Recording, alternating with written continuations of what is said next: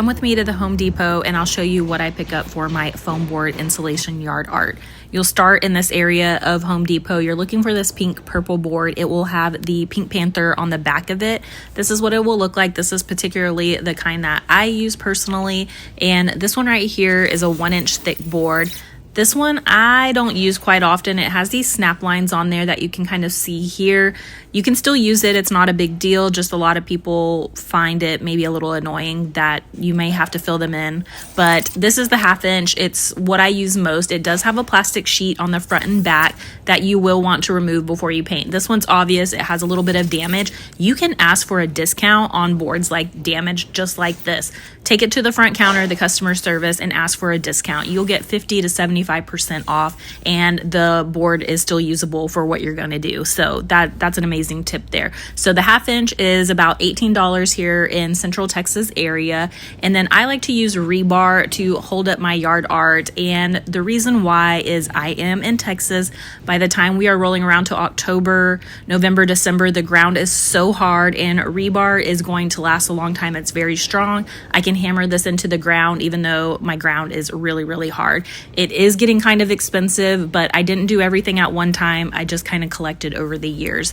This is a great board right here. It is $10. It's a 2 foot by 2 foot square board. It's 1 inch thick. There is no plastic film on this one, but if you're wanting to just grab and go do a small project just to test this out and see how you like it, this is a great way to get started right here.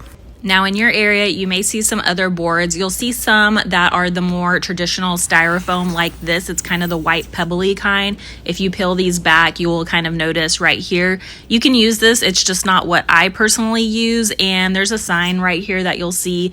It'll kind of tell you the difference between like the insulation foam board and the styrofoam like this. So the white styrofoam is, the styrofoam is kind of what you're thinking of. That's $20 in my area, but EPS is what that is. Again, the white crumbly kind, but I use XPS board, and it's the most moisture resistant, and it's a little bit more dense. Now, I don't know a lot about plywood, but I do know it's heavy, and I know that you're going to need power tools to do it. So I've been doing insulation foam board for my projects for over 6 years now, and it is just a great alternative if you want to get into making your own yard art. The best thing about it is you can slice it down with one of these cheap utility knives just like this in the parking lot. If you want to get one of those sheets home, keep one of these in your car, but they will snap right off. You'll have a nice sharp one, and you can also cut and trim your board down really easily like this as well.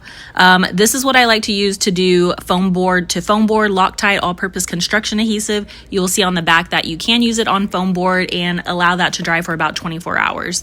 This is an optional step. I use this as a top coat. It's a water-based polyurethane by Behr. And this, again, it comes in different finishes. You can choose the finish that you like. It adds an extra layer of protection. It helps keep things from fading, but your board and your acrylics that I personally use are already water resistant. This is sandpaper that I like to use. I like to keep sheets like this. My favorite grit is 120. I feel like that's a great middle ground. If you want to sand your edges down after cutting, you may need something like this. You can just tear off a little piece and smooth down any imperfection that you have. And also, if you happen to gouge your foam board or something happens and you need to fill in maybe those cracks on the 1-inch board, you can use some joint compound like this, fill it in, let it dry, and then you can use that sandpaper to sand it smooth.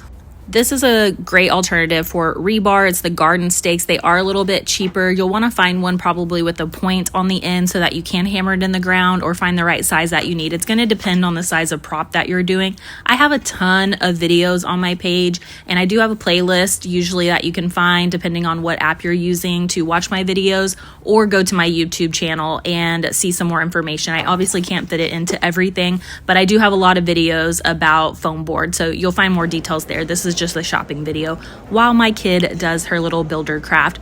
Also, I got the 2026 Halloween buckets from Home Depot. These are great for trick-or-treating. They were about $3. I think they're super cute, but we always go at least once a month to Home Depot so that we could do their kid builder workshop.